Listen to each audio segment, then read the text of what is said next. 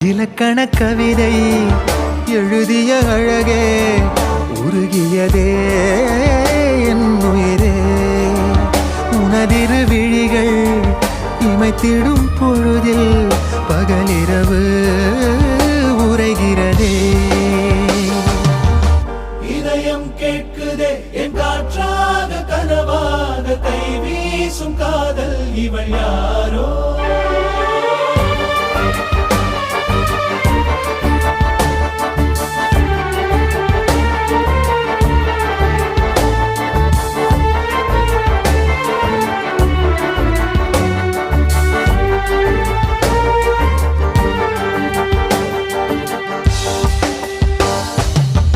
தேவதையின் விழியில் விழா காணும் பொன்வானம் அழைக்குது அருகில்.